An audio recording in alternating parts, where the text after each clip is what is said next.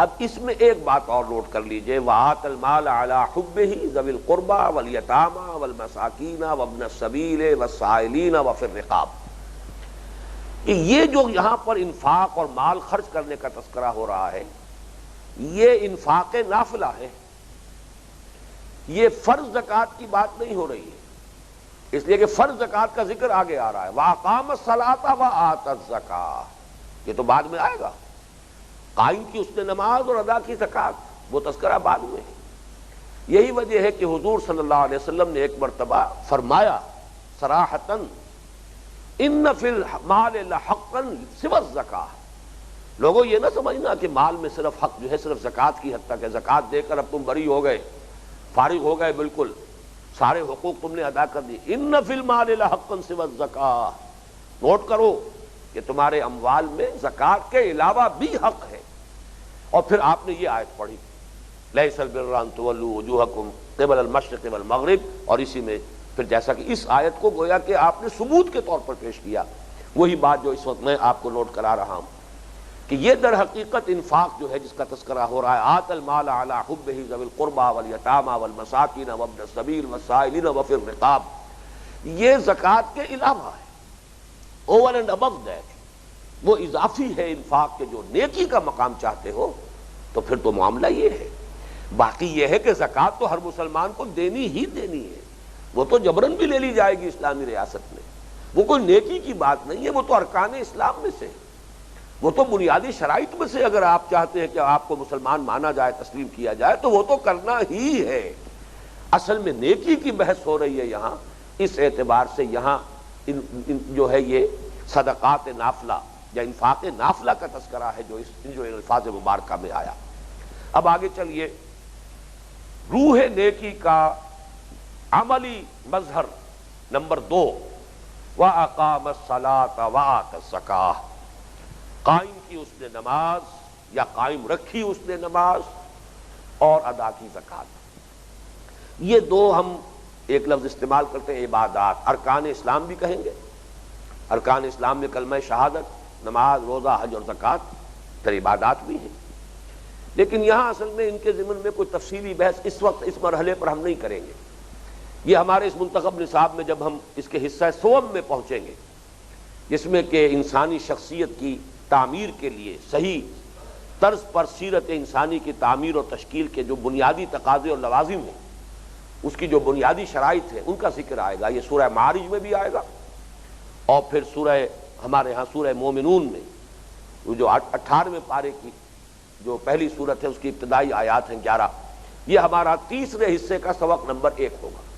وہاں تفصیل سے بحث ہوگی، زکوٰۃ سے مراد کیا ہے، صلاۃ کے لفظی معنی کیا ہیں، اس اعتبار سے یہاں ہمیں ان چیزوں پر ان اعتبارات سے گفتگو نہیں کرنی، صرف اس وقت یہ نوٹ کر لیجئے کہ ان دونوں کا تعلق جو ہے اس پوری بحث میں کہاں آ رہا ہے۔ اب تک ہمارے سامنے 2 چیزیں آئیں، نیکی کی روح ایمان، نیکی کا عملی مظہر نمبر 1 انسانی ہمدردی اور اپنا مال محبت کے، اس کی محبت کے علی الرغم لوگوں کی ضروریات کو پورا کرنے میں خرچ کر سکنے کی صلاحیت۔ اب دیکھیے ان دونوں جذبوں کی مستقل آبیاری کے لیے یہ 2 عبادات ہیں جو اللہ نے عطا فرمائی۔ نماز کیا ہے؟ یہ تجدید ایمان کا ذریعہ ہے، یہ ستون ہے ایمان کا، یہ تجدید ایمان ہے جو 5 مرتبہ ہم سے کرائی جاتی ہے۔ یہ در حقیقت جو سورہ فاتحہ ہے ہمارے حصہ دوم میں، غالباً پہلا سبق وہی ہوگا سورہ فاتحہ، اس میں آپ دیکھیں گے کہ وہ ہے ہمارے ایمان کی تجدید۔ الحمدللہ رب العالمین الرحمن الرحیم، ایمان باللہ کی تجدید ہو گئی۔ مالک یوم الدین، ایمان بالآخرہ کی تجدید ہو رہی ہے۔ ہر رکعت میں یہ تجدید ایمان ہے، اور تجدید عہد بھی ہے، ایاک نعبد و ایاک نستعین، تجدید ایمان بھی ہو رہی ہے، تجدید عہد بھی ہو رہی ہے۔ تو در حقیقت ایمان کو تر و تازہ رکھنا، ایمان کی مستقل آبیاری کا ذریعہ، ایمان کے لیے ستون، ایمان کا قوام، یہ لفظ وہ ہے جو میں اس سے پہلے سورۃ العصر کے ضمن میں استعمال آپ کے سامنے بیان کر چکا ہوں کہ حضرت معاذ ابن جبل رضی اللہ تعالی عنہ سے جو بڑی ایک طویل حدیث مروی ہے کہ حضور نے دین اسلام کو ھذا الامر کے الفاظ سے تعبیر کر کے اس کے 3 حصے کیے. ان راس ھذا الامر، ہمارے اس امر کی، ہمارے اس دین کی، ہمارے اس معاملے کی جڑ تو یہ ہے. وان قوام ھذا الامر، اور جو اس کا قوام ہے، جو اس کا ستون ہے، جو اس کو قائم رکھنے والی شے ہے، وہ اقام الصلاۃ و ایتاء الزکاۃ، وہ نماز کا ادا کرنا، نماز کو قائم کرنا اور زکوٰۃ کا ادا کرنا. تو گویا کہ یہ 2 ستون، وہاں تو وہ ایک ہم نے درخت کے تنے سے تشبیہ دی تھی، یہاں 2 ستون. ایک ستون سپورٹ کر رہا ایمان کو، وَلَٰكِنَّ الْبِرَّ مَنْ آمَنَ بِاللَّهِ وَالْيَوْمِ الْآخِرِ وَالْمَلَائِكَةِ وَالْكِتَابِ وَالنَّبِيِّينَ. اس کی تجدید، اس کی یاد دہانی، اس کی تذکیر، اس کو بار بار تازہ کرتے رہنا، اسے اپنے ذہن میں مسلسل اجاگر کرتے رہنا. کہیں کوئی ذہول ہو رہا ہو، کہیں غفلت کے پردے پڑ رہے ہوں، کہیں گردہ آ گیا ہو، اس کو مسلسل جھاڑتے رہنا اور صاف کرتے رہنا. جس کے لیے کہ میں نے بارہا حفیظ کا ایک شعر کیونکہ مجھے بہت پسند ہے، آپ حضرات کو سنایا ہے کہ جب انسان سجدے میں گرتا ہے تو در حقیقت لوح جبیں تازہ کرتا ہے. سرکشی نے کر دیے دھندلے نقوش بندگی، آؤ سجدے میں گرے لوح جبیں تازہ کرے. یہ ہماری پیشانی جب زمین پر رکھی جاتی ہے تو بندگی کا نقش جو مدھم پڑ گیا تھا، دھندلا ہو گیا تھا، دوبارہ تازہ ہو جاتا ہے، دوبارہ نکھر آتا ہے، اجاگر ہو جاتا ہے. تو اس کے لیے ہے نماز. اور یہ جو ہے انفاق آسان کام نہیں ہے، دولت تو محبوب ہے. یہ تجوری کا دروازہ کھولنا، اس کے لیے بڑی عزیمت کی ضرورت ہے، ہمت کی اور ارادے کی ضرورت ہے. اس کے لیے یہ ہے کہ یہ ہے جو سب سے کم اللہ تعالیٰ نے اس جذبے کو برقرار رکھنے کے لیے زکوٰۃ کا معاملہ، یہ تو دینا ہی ہے. اس بوتل کا منہ کھلے تو صحیح، زکوٰۃ کے ذریعے سے منہ تو کھلے گا. اب اس کے بعد جب بوتل کا منہ کھل جائے گا تو اس میں سے کچھ اور بھی مزید کے بھی نکلنے کا امکان ہے، اس سے کچھ اور بھی برآمد ہو سکے گا. لہذا گویا کہ یہ زکوٰۃ جو ہے اس انفاق کے لیے، اس کے لیے ستون ہے. جیسا کہ میں عرض کر چکا، وہ انفاق نافلہ ہے. اس کو سپورٹ کرنے کے لیے یہ جو انفاق واجبہ ہے، یہ جو صدقہ واجبہ ہے، یہ جو فرض انفاق ہے، یہ گویا کہ اس کے ستون کی حیثیت سے ہے. باقی جیسا کہ میں نے عرض کیا، یہاں اس کو اپنے ذہن میں رکھیے کہ نیکی کے مظاہر میں یہ نمبر 2 پر آئی ہے نماز اور زکوٰۃ. حالانکہ ویسے ارکان اسلام کے اعتبار سے یہ نمبر 1 پر آئے گی. ایمان کے فوراً بعد انہوں نے وہ ایمان لائے، انہوں نے نماز قائم کی، زکوٰۃ ادا کی.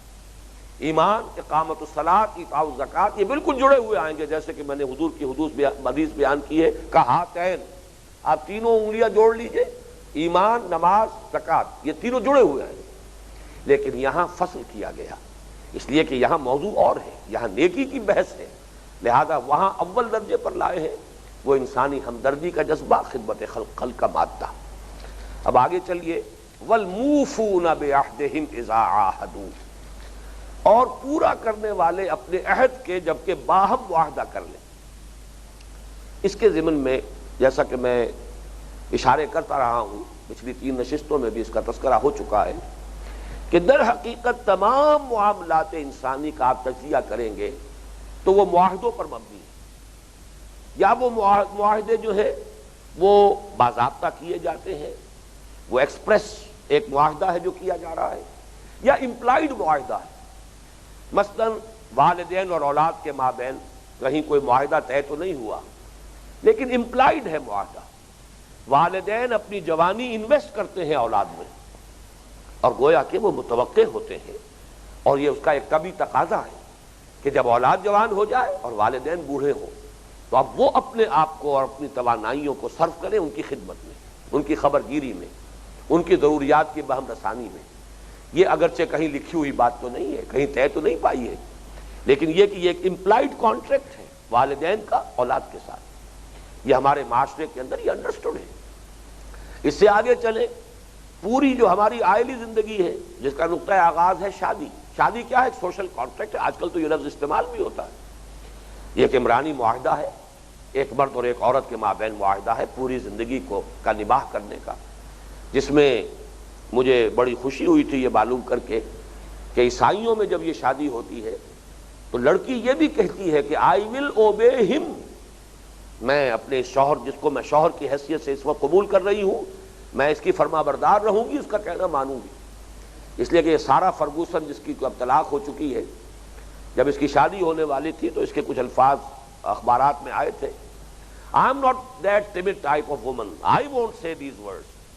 میں اس طرح کی لڑکی نہیں ہوں کہ میں یہ الفاظ کہوں کہ میں اس کا حکم مانوں گی، یہ الفاظ میں نہیں کہوں، کہنے پڑے ہوں گے اسے، اس لیے کہ بہرحال شاہی خاندان کی شادی تھی، چرچ میں ہوئی ہے، اور وہاں ادھر بال سے برابر بال بھر بھی ادھر سے ادھر ہونے والی بات نہیں، کہنے پڑے ہوں۔ تو معاہدہ ہے، پوری زندگی کے لیے ایک عہد ہے، قول و قرار ہے، حقوق و فرائض کا تعین کیا گیا ہے، اب اس کو پورا کرنا۔ اسی طرح ایک شخص جو ہے محنت مزدوری کر رہا ہے آپ کے ہاں، 8 گھنٹے کے لیے کام کرنا اس نے مانا ہے، اب اگر وہ محتاج رہے اس کا کہ کوئی دیکھ ہی رہا ہو تو کام کرے، تو گویا کہ وہ اپنا عہد پورا نہیں کر رہا، اسے 8 گھنٹے کام کرنا چاہیے اپنے عہد کے تحت بندھے ہوئے ہونے کے باعث۔ اگر اس میں ایفائے عہد ہے تو امکان بھر اسے محنت کرنی ہے۔ امپلائی اور امپلائر کانٹریکٹ ہے، یہ بڑے بڑے مناصب جو ہیں ہمارے، یہ لوگ کھڑے ہوتے ہیں ہاتھ اٹھا کر عہد کرتے ہیں، معاہدہ ہے قوم کے ساتھ، پوری قوم کے ساتھ معاہدہ۔ اس اعتبار سے باقی بزنس جو ہے ہمارے ہاں آج کل بڑا بزنس جو ہے وہ تو اکثر و بیشتر سپلائی کے کانٹریکٹس ہیں، کوئی اور چیز جو ہے اس کا کوئی سودا ہوتا ہے وہ بھی کانٹریکٹ کی شکل میں ہوتا ہے، کنسٹرکشن ہے تو کانٹریکٹ کی شکل میں ہے ہی۔ گویا کہ تمام انسانی معاملات در حقیقت اس معاہدے پر مبنی ہے۔ ایک اگر شے پیدا ہو جائے ایفائے عہد کا مادہ تو معلوم ہوگا کہ تمام سٹریم لائننگ ہو جائے گی بین الانسانی معاملات کی۔ ہر مزدور کام اس لیے کر رہا ہو کہ میں نے معاہدہ کیا ہے کہ مجھے کام کرنا ہے، مجھے اتنے روپے ملیں گے اس کام کے جو مجھے کرنے ہیں۔ ہر ملازم جو ہے وہ کام کر رہا ہو اپنی امکانی حد تک کہ میرا معاہدہ ہے، مجھے اپنی صلاحیتیں لگانی ہے، کھپانی ہے۔ ہر جو ذمہ دار ہے قومی زندگی میں وہ اپنی امکانی حد تک جو ہے دیانتداری کے ساتھ اپنے فرائض کو ادا کر رہے ہیں، اور وہ اس وجہ سے کہ ایک معاہدہ ہے جس کی پیروی کرنی ہے۔ اسی لیے اس کی تاکید کے لیے فرمایا گیا کہ وَأَوْفُوا بِالْعَهْدِ إِنَّ الْعَهْدَ كَانَ مَسْئُولًا، عہد کو پورا کیا کرو، عہد کے بارے میں باز پرس ہو، کیا معاہدہ تم نے کیا تھا اس کو پورا کیا یا نہیں کیا، اس کے بارے میں پورا حساب کتاب دینا ہوگا۔ اور 2 مرتبہ جس کا میں نے ابھی تذکرہ کیا ہے، جو ہمارے اس منتخب نصاب کے تیسرے حصے کا پہلا درس ہوگا، سورہ مومنون اور سورہ معارج کی آیات پر مشتمل، دونوں مقامات پر آیت آئی ہے، وَالَّذِينَ هُمْ لِأَمَانَاتِهِمْ وَعَهْدِهِمْ رَاعُونَ، وہ لوگ جو اپنی امانتوں اور اپنے عہد کی حفاظت کرنے والے، پوری پاسداری کرنے والے۔ بلکہ یہ کہ ایک روایت جو ہے حضرت انس ابن مالک رضی اللہ تعالی عنہ سے، اس کے الفاظ میں سمجھتا ہوں کہ اس میں حرف آخر ہے اس موضوع پر۔ وہ فرماتے ہیں کہ قلما خطبنا رسول اللہ صلی اللہ علیہ وسلم الا قال، شاید ہی کبھی ایسا ہوا ہوگا کہ حضور نے ہمیں خطبہ ارشاد فرمایا ہو اور یہ الفاظ اس میں نہ آپ نے ارشاد فرمائے ہوں، لا ایمان لمن لا امانت لہ ولا دین لمن لا عہد لہ، جس شخص میں امانت داری کا وصف نہیں، اس کے اندر کوئی ایمان نہیں، جس میں عہد کی پاسداری نہیں، اس کا کوئی دین نہیں۔ کتنا کیٹیگوریکل سٹیٹمنٹ ہے، لیکن یہ صرف کیٹیگوریکل نہیں ہے، بہت لاجیکل بھی ہے، اس لیے کہ دین نام ہے معاہدے کا، کل دین کل شریعت جو ہے بندے اور اللہ کے درمیان ایک معاہدہ ہے۔ اسی لیے اس کو کہا گیا وَمِيثَاقَهُ الَّذِي وَاثَقَكُم بِهِ، یہ شریعت جو ہے جو اللہ نے ہمیں عطا فرمائی ہے یہ میثاق ہے۔ میثاق کسے کہتے ہیں؟ باندھ لینے والی شے، یہ میثاق موثاق، یہ در حقیقت اس میں آلہ ہے، باندھ لینے والی شے۔ در حقیقت جب ہم کہتے ہیں ایاک نعبد و ایاک نستعین، یہ بہت بڑا عہد ہے جو ہم کر رہے ہیں۔ اب ظاہر بات ہے جس شخص کے اندر انسانوں کے ساتھ عہد کر کے پورا کرنے کا مادہ ہوگا وہ یقیناً اللہ کے ساتھ بھی عہد کو نبھائے گا۔ جو انسانوں کے ساتھ چھوٹے چھوٹے عہد اور معاہدے کرتے ہیں ان کو پورا نہیں کرتے، وہ اللہ کے ساتھ پوری زندگی کا اتنا بڑا معاہدہ کیسے پورا کریں گے؟ تو لا دین لمن لا عہد لہ، کوئی دین نہیں اس شخص کا جس کے اندر عہد کی پاسداری نہیں۔